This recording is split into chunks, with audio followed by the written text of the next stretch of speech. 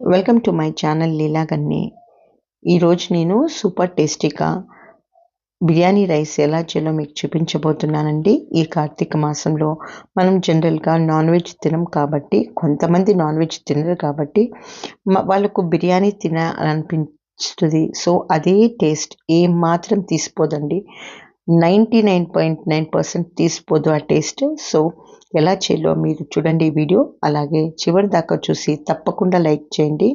So ఇప్పుడు నేను ఒక 2 లీటర్లు నీళ్ళు పోసి దాంట్లోకి హోల్ గరం మసాలా అంటే చెక్క, లవంగం, యాలకులు, షాజీరా వేసి, అలాగే కొంచెం కొత్తిమీర, ఒక గుప్పెడంత కొత్తిమీర తీసుకోండి, అది కూడా వేసేయండి. తర్వాత పుదీనా కూడా తీసుకొని దాంట్లోకి వేసుకోవాలండి. ఇప్పుడు టేస్ట్‌కి సరిపడా అంత సాల్ట్ వేసేసుకొని దీంట్లోకి, అలాగే అల్లం వెల్లుల్లి పేస్ట్ కూడా వేయండి. ఈ ఫ్లేవర్స్ అన్నీ నీళ్ళు రోలింగ్ బాయిల్ అయ్యే వరకు మనం దీన్ని పక్కన పెట్టేసుకోవాలి. హీట్ పైన పెట్టి పక్కన పెట్టుకొని, ఇంతలోపల మనము ఒక పాన్ తీసుకొని దీన్ని స్టవ్ పైన పెట్టక్కర్లేదండి, కిందే పెట్టి ఫస్ట్ ఇంగ్రీడియంట్స్ అన్నీ వేసుకున్నాం. ఒక కప్, నేను ఇక్కడ 1/2 కేజీ రైస్ తీసుకుంటున్నాను. 1/2 కేజీ రైస్‌కి గాను ఒక పెద్ద కప్ అంతా పెరుగు తీసుకున్నాను. టేస్ట్‌కి సరిపడా అంత సాల్ట్ అనేది వేసుకోవాలి. అలాగే స్పైసీ తగ్గట్టుగా 1.5 టేబుల్ స్పూన్ అంతా నేను ఇక్కడ చిల్లీ పౌడర్ వాడానండి. మీరు కావాలంటే 2 టేబుల్ స్పూన్లు కూడా వేసుకోవచ్చు. అలాగే దీంట్లోకి ఒక గుప్పెడంత కొత్తిమీర, అలాగే ఒక గుప్పెడంత పుదీనా కూడా దీంట్లోకి వేసుకోవాలి. సో ఇది కొంచెం ఎక్కువ తక్కువైనా పర్వాలేదు, కానీ కొంచెం ఒక గుప్పెడంతా పుదీనా ఆకులు సన్నగా కట్ చేసుకొని ఇలా వేసుకున్నాక దీంట్లోకి పచ్చిమిరపకాయలు, నేను ఒక 10 పచ్చిమిరపకాయలు ఇలా సిరుకులు చేసి వేస్తున్నానండి, స్లిట్ చేసి. ఇప్పుడు దీంట్లోకి 1 టేబుల్ స్పూన్ అంత ధనియాల పొడి వేసుకొని, 1 టేబుల్ స్పూన్ అంత బిర్యానీ మసాలా, అలాగే ఒక 1/2 టేబుల్ స్పూన్ అంతా ఇలా జీలకర్ర పౌడర్ వేసుకొని, దీనిలోకి హోల్ గరం మసాలా కూడా వేసుకోవాలి.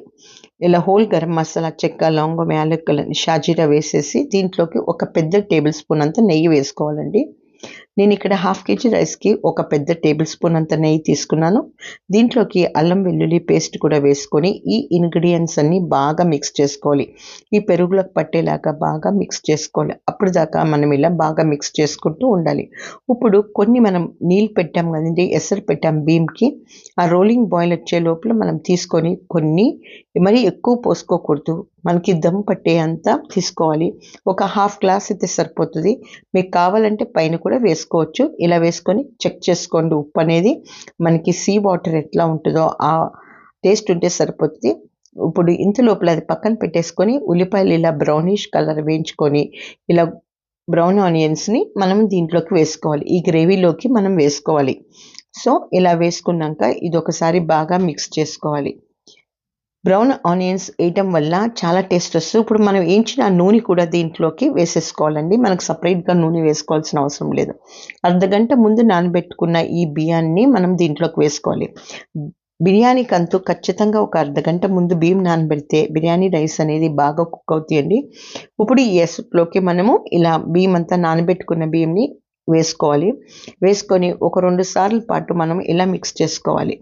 ఇలా మిక్స్ చేసుకున్నాక ఇలా ఉడికేటప్పుడు మనం చెక్ చేసుకోవాలండి. బియ్యం అనేది మనకు 80% దాకా కుక్ అయితే సరిపోతుంది. 80-90%. బట్ ఫస్ట్ లేయర్ వచ్చేసి 80% సరిపోతుందండి. ఇలా దానిపైన లేయర్‌గా మనం వేసుకోవాలి.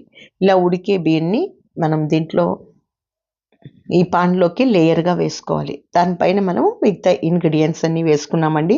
సో ఇలా వేసుకున్నాక మనము ఫస్ట్ 80% కుక్ అయిన రైస్ తీసుకొని, తర్వాత పైన లేయర్ అనేది 90% సరిపోతుంది కుక్ అయ్యేది. సో తర్వాత దమ్ పైనే 100% కుక్ అయిపోతుందండి. ఇలా లేయర్ అంతా వేశాక దీంట్లోకి ఇలా బ్రౌన్ ఆనియన్స్ వేసాము. బ్రౌన్ ఆనియన్స్ వేసుకొని దీంట్లోకి బాగా సన్నగా తరుక్కున్న కొత్తిమీర, పుదీనా అవి కూడా వేసుకోవాలి. నేను ఇలా పుదీనా, కొత్తిమీర, కొంచెం కరివేపాకు కూడా వేస్తానండి. పచ్చిమిరపకాయలు మంచి ఫ్లేవర్, మంచి టేస్ట్ వస్తుంది. ఇప్పుడు దాన్ని మరి కవర్ చేసేసుకొని ఇంకొక లేయర్ అన్నం వేసేసుకోవాలి దానిపైన.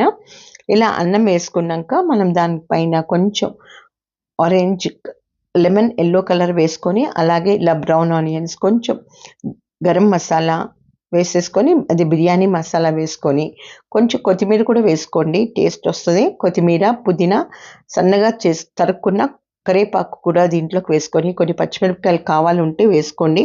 వేసుకొని దీన్ని ఒక లో ఫ్లేమ్లో పెట్టేసి ఒక 10-15 నిమిషాల దాకా దమ్ పెట్టుకోవాలండి.